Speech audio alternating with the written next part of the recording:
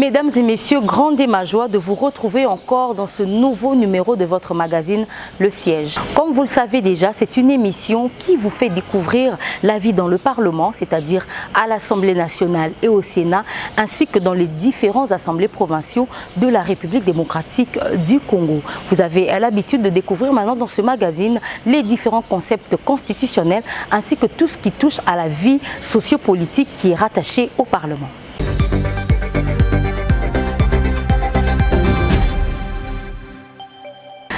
Depuis le 15 septembre de cette année, il y a eu la rentrée parlementaire à l'Assemblée nationale et au Sénat. Cette session est dite essentiellement budgétaire. Mais c'est quoi exactement le budget de la nation? Il s'agit de quoi lorsqu'il s'agira de débattre sur ce sujet? Je vous prie de suivre les réactions de la population dans cette rubrique Parole à la base.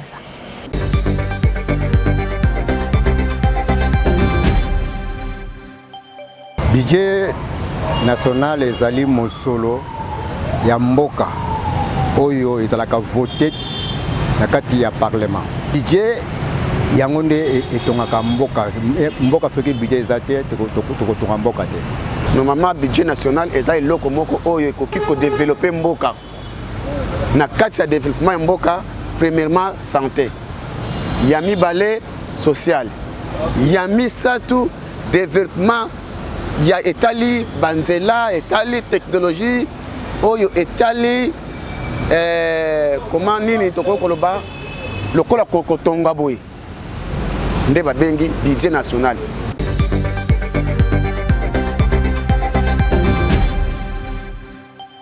Vous venez là de découvrir les réactions au travers de cette rubrique Parole à la base, mais nous allons parler de toute cette actualité budgétaire avec un invité qui n'est pas de moindre que vous connaissez sûrement. Il s'agit de Monsieur Prince Epenge qui est communicateur de la coalition Lamuka. Avec lui, il s'agira aussi de parler de l'actualité de cette coalition, également de la marche prévue pour ce 13 novembre. Suivez.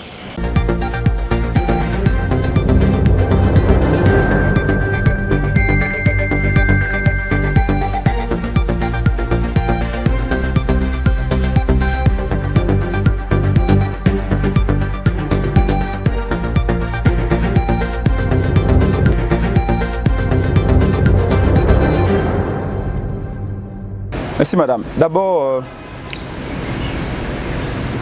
parlons de la session. Qu'est-ce que c'est qu'une session? C'est une période pendant laquelle ou durant laquelle le Parlement délibère sur une question donnée. Alors, la session budgétaire est une période pendant laquelle le Parlement ou les élus du peuple parlent des finances de l'État, du budget, c'est-à-dire de l'ensemble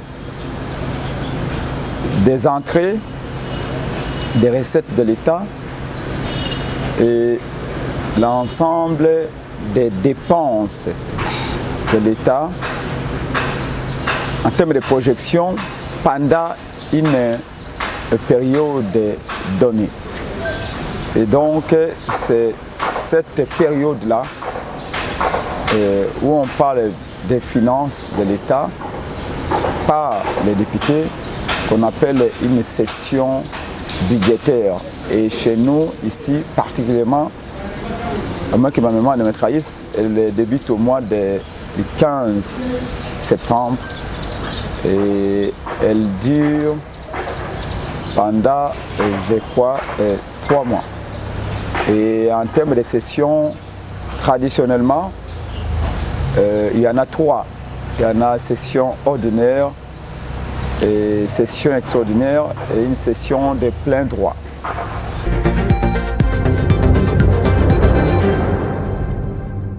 Un budget, c'est l'ensemble en termes de prévisions ou de projections des recettes de l'État ainsi que des dépenses. Il est conçu par l'exécutif, ça veut dire le gouvernement, et qu'il est soumis à l'approbation ou au vote de députés, je veux dire, de l'Assemblée nationale,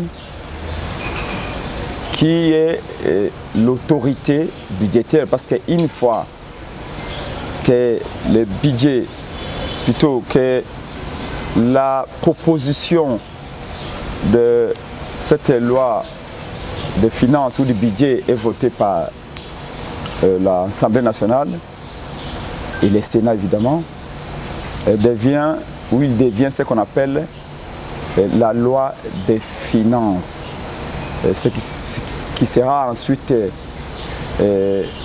retourné au niveau du gouvernement et au niveau du président comme institution pour la dernière signature.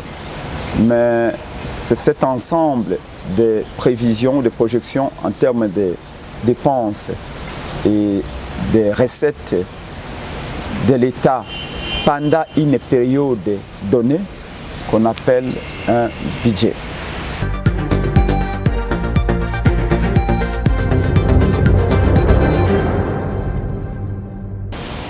La question, ce n'est pas d'être réaliste.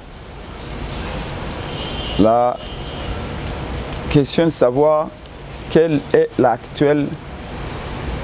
est plutôt actuellement la capacité de mobilisation des recettes de l'État. Parce que nous parlons du budget. Le budget de l'État est constitué des ressources propres. Ça veut dire de ce que l'État gagne lui-même. En termes d'impôts, taxes, redevances et d'autres recettes inhérentes à sa fonction. Mais aussi il y a une partie du budget qui est constituée des apports extérieurs, ce qui vient des partenaires publics ou privés externes à l'État. Quand vous regardez, vous faites l'autopsie de ces budgets de 2000 qui viennent d'être votés pour l'exercice à venir, vous remarquerez qu'ils ne cadrent pas avec la logique du cadrage macroéconomique et du cadrage budgétaire par rapport à l'an passé. Et le budget triennal qui a été voté, si ma mémoire ne me trahit pas, il était de 36 milliards en termes de prévisions de manière triennale. Là, le gouvernement nous amène un budget de 10 milliards de dollars. Vous me demandez si il est réaliste. Par rapport aux besoins de cet État continent, c'est à la fois insignifiant, ridicule et c'est un budget antisocial. Elle va d'entrer dans les fonds pour voir comment le budget est ventilé, secteur par secteur. Si on fait une petite analyse comparée, vous remarquez que l'Angola a une population estimée à 25 millions d'habitants, avec un PIB de 150 milliards de dollars et un budget de à peu près 47 milliards pour 25 millions d'habitants. Un pays voisin avec lequel nous partageons une très longue frontière. Mais les Grands Congo, pour près de 100 millions d'habitants estimé à ce jour, nous avons un PIB de seulement 50 milliards et un budget de 10 milliards pour 100 millions d'habitants. Donc si on doit calculer le revenu par tête d'habitants, vous voyez que nous serons extrêmement loin du Rwanda, plutôt de l'Angola, parce qu'il s'agit d'un exemple que j'ai pris. Alors, ouais, en quoi l'Angola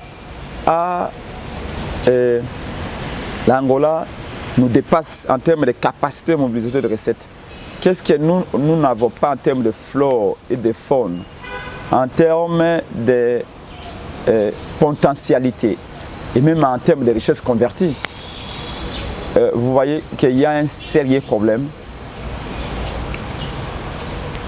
au niveau de la mobilisation des recettes parce que le Congo n'arrive pas à investir dans les secteurs générateurs de recettes. Le Congo n'a pas une économie attractive. Le Congo a une fiscalité prohibitive qui fait en sorte que les investisseurs ne viennent pas. Or,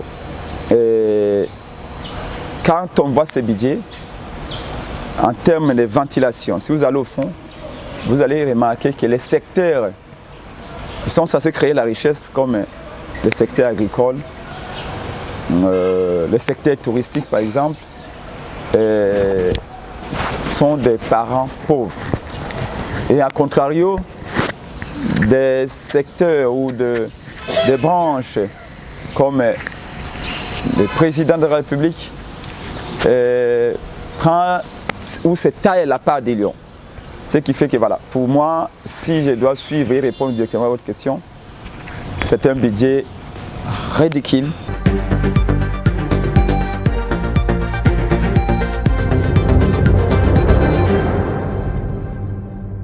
Apparemment, j'ai l'impression que le mot, l'expression réaliste, c'est une expression chérie pour vous. Mais encore une fois, je te dirais que la rubrique ou la ligne budgétaire, voulais-je dire, réservée au secteur éducatif n'a pas été réaliste du tout. D'ailleurs, il n'a jamais dépassé 8% ou 10%. Et faites l'analyse comparée avec d'autres pays du monde, vous remarquerez que très souvent, les pays dits, les nations dites développées, réservent parfois jusqu'à 25% de leur budget national au secteur éducatif. Nous visons la croissance. Mais la croissance n'est possible que lorsqu'il y a la connaissance. La connaissance ne tombe pas du ciel. La connaissance est fonction d'une formation adéquate qu'on donne à sa population. C'est-à-dire que quand on s'approprie du savoir, quand on crée, nous sommes à l'ère du numérique. Combien donnons-nous au secteur de la recherche, par exemple?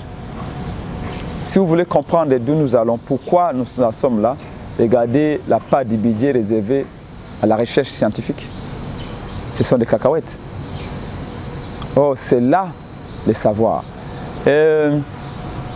Aux années 80, je veux dire, aux années 70 jusqu'à 84, l'État prenait en charge les enseignants. À 84, je crois, avec les exigences de la Banque mondiale, FMI, ce qu'on appelle les institutions de Bretton Woods, une forte pression a été exercée sur Mobutu et son régime à l'époque. Un régime qui gérait mal les finances publiques suite à multiples crises économiques. On avait demandé à Mobutu de retirer l'État, que l'État réduise sa participation à l'éducation des enfants. Mais bien avant les années 84, la part du budget national à l'éducation était variée ou oscillait entre 20 à 25% avant 84. Quand on arrive à 84, suite à cette pression que je viens de vous évoquer, on avait décidé de ramener le budget réservé à l'enseignement de 25%, de 20 à 25% jusqu'à 5% du budget national.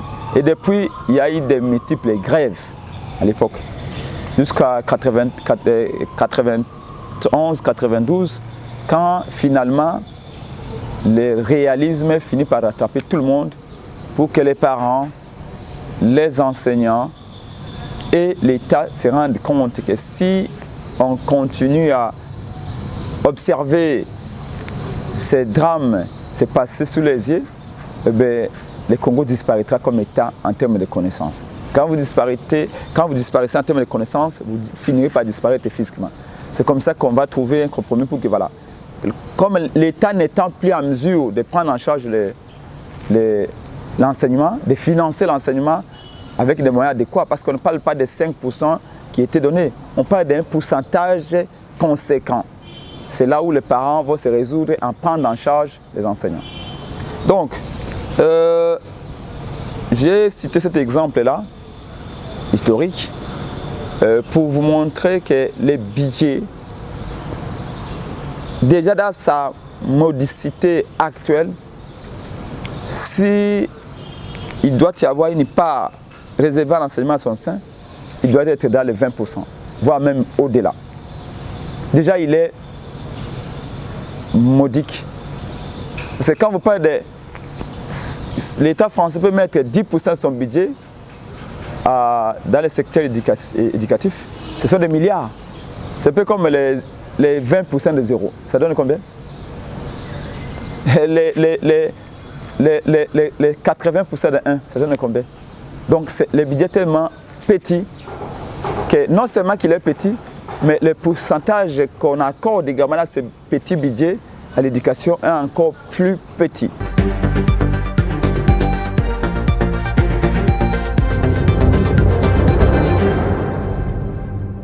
Maman, je vais parler en termes imagés, dans un langage imagé. Je vais appeler ça métaphore comme vous voulez. Zoa boule ya fufu ya muke. Otiango na sani. Mais bozali 20. Liquid yo kata et que za ndenge kaka ya muke non? Etango kolia yango. Okoyoka ngo na mulibumu nao. Alors mais soko ozi boule ya fufu ya munene. Vous avez tendance à faire les liquide ya munene. Tant que vous allez tu vas sentir. C'est comme ça. Tant que vous allez dans la bouteille, il y a Fanta ya munene wana na mesa. Vous avez tendance à attendre que vous allez un verre, au tient belé. Parce que finalement, la bouteille est belée. Mais ce que vous avez une bouteille moko ya coca wana ya muke. Ce que vous avez 10. Vous avez tendance à retirer ba goutte. C'est comme ça. Budget et ali muke. Bokabolobe muke. Donc, na autre que ce exemple est bien, ce qui boana 0%, abi bokabola 0%. Bokabola ka 0,0. Ce boana 1%, abi bokabola 1%, bokabola 1%. L'effort qu'il faudra fournir, c'est de créer de la richesse. Qu'est-ce que j'entends par créer la richesse? Il faut investir. Dans chaque budget et dans chaque budget, il y a une part du budget réservée aux investissements. Je vous donne un cas. 2019, il y a un budget. Oui ou non? Oui. Allez voir les budgets réservés au secteur agricole. Je ne sais pas, il oscillait, je crois, 100 ou 150 millions de dollars. En termes de prévision, parce qu'avant tout, le budget, ce sont des prévisions pour une période donnée.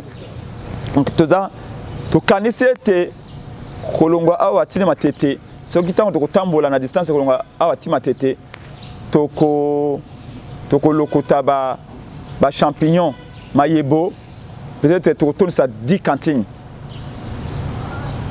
Mais mon colopette on tambola kolongwa tine matete. Et là, comment tu l'accès que tu as 10 cantines, tu as 8. Tu as 7. Mais tu connais si tu prévois été tant de ça bêtises na biso to lo betembo. Ce que tu longwe awa kubana na gomba ti matete.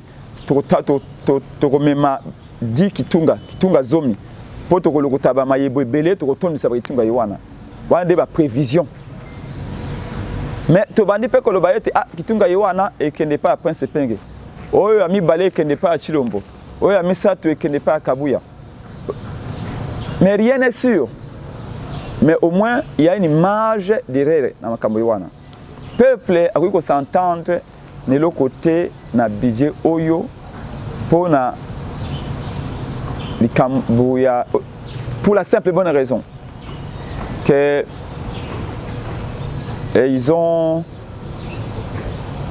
c'est un mensonge d'État. Je vous ai dit en tout et pour tout, en ressources propres comme en apport extérieur, l'actuel budget du Congo ne peut pas dépasser 6 milliards. Où est-ce qu'ils ont trouvé les 10 milliards?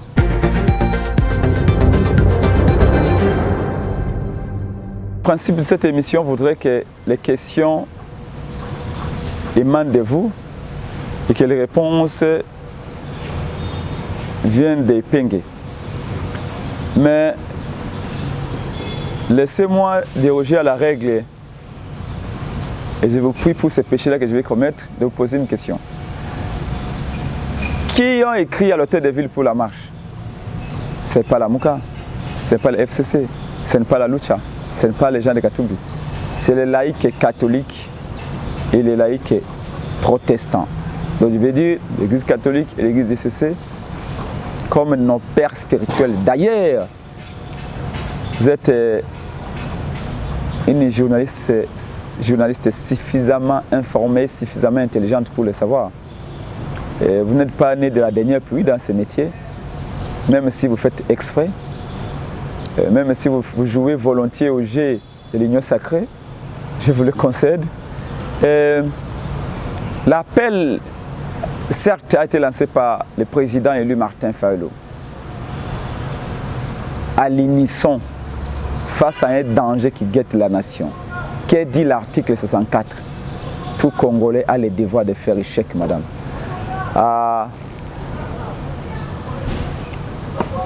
Tout aventurier qui viendrait, je ne sais pas de quelle planète, pour vouloir nous diriger par la force ou par la ruse ou encore nous berner par ces mensonges. C'est pour cette raison que l'appel a été lancé, un appel pathétique. Pas à un parti politique, pas à une église, pas à un individu, mais à tous les Congolais, à toutes les Congolaises. Et vous êtes Congolaises. Donc l'appel vous a été également lancé. À ce que nous puissions faire en sorte que Kadima parte de la CENI. Kadima était un véritable danger.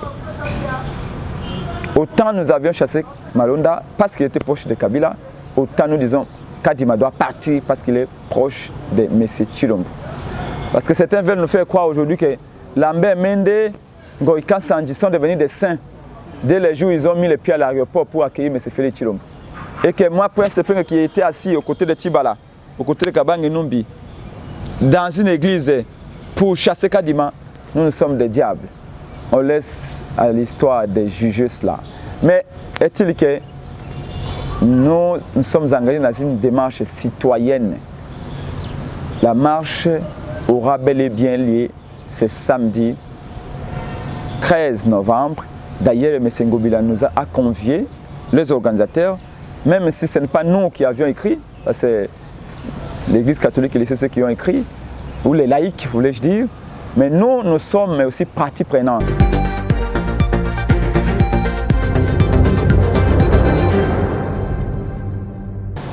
Madame, je pense que vous n'avez pas l'information. Rappelez-vous que sous Mouzito, tout d'abord, je ne suis pas Mouzito, je vais vous donner son adresse, son numéro de téléphone. Il est mieux outillé pour répondre à cette question.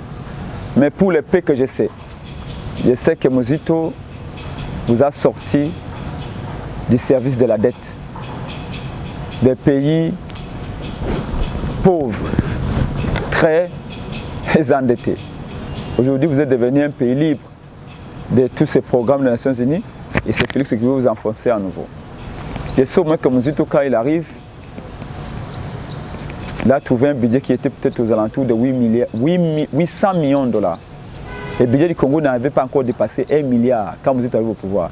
Et quand il quitte la primature après 3 ans, il avait laissé un budget de plus de 1 milliard.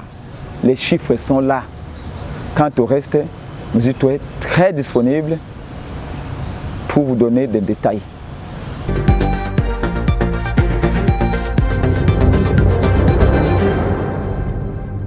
Simplement vous remercier, madame, et vous dire que mon kako soit, comme on dit, à cette belle et grande émission. C'est une émission thématique. Maintenant, comme Mouzito l'a dit, parce qu'on parle de Mouzito, nous voulons mettre fin à la chamaillerie politique. Moi, je suis président du parti Action pour la démocratie et le développement au Congo. Quand nous avons créé ce parti avec Chaloupa, nous disions, c'est pour des idées, pas pour la chamaillerie. Malheureusement, l'IDPS est venu avec des antivaleurs. Mensonges, calomnie, diabolisation et chamaillerie en politique. Insulte. Mais nous voulons des journalistes comme vous qui amènent enfin un débat de projet. Les jours où ce débat s'imposera, beaucoup vont fuir la télé. Parce qu'un parti politique est créé pas pour brûler des pneus, pas pour insulter, pas pour chanter, danser. Un parti politique est créé pour générer des idées, des innovations en termes d'idées, des solutions. Un parti politique est un levier, est un moyen par rapport à un projet. Sans projet, tu ne peux pas créer un parti politique. Malheureusement, il y en a qui ont existé pendant 37 ans avec un parti sans avoir un projet. C'est comme ça que Mouzito vous a dit, on ne combat pas Tshilombo comme personne. Même Kabila, on ne l'a pas combattu avec ses barbes. On a combattu plutôt un système. Quand nos jeunes frères de la musique populaire, de la révolution chantent,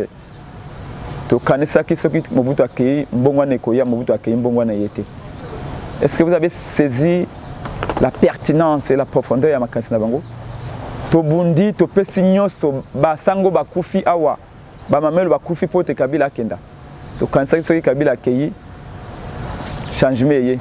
Kabila akeyi na mandefu na ye, makambo ye susu ndongo makasi. Ça veut dire qu'en fait, ce n'est pas une personne que l'on combat, c'est le système. Et certains se sont trompés à combattre des personnes et ont laissé le système tel quel.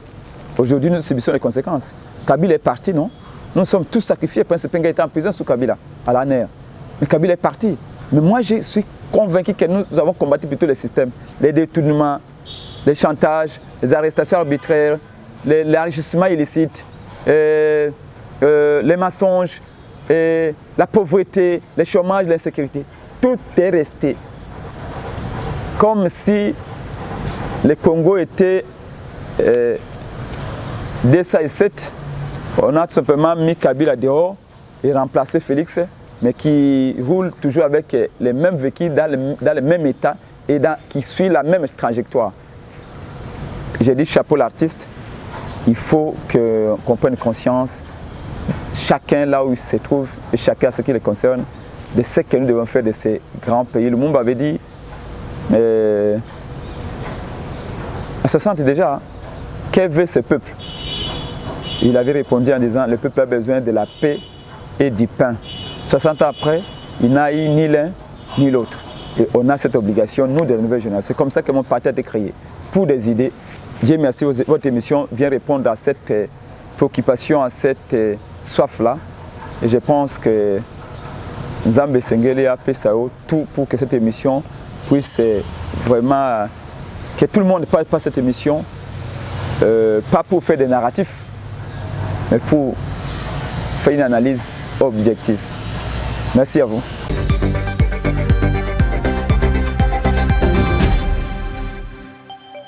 Mesdames et messieurs, vous venez de suivre toute l'émission avec Monsieur Prince Pengue, avec qui nous avons discuté de l'actualité budgétaire en République démocratique du Congo. J'ai eu l'honneur de vous présenter ce nouveau numéro du siège qui passe sur la RTGA, mais également sur AMB Télévision et sur les réseaux sociaux. Nous nous retrouvons très vite avec le même plaisir et sur les mêmes antennes. Au revoir.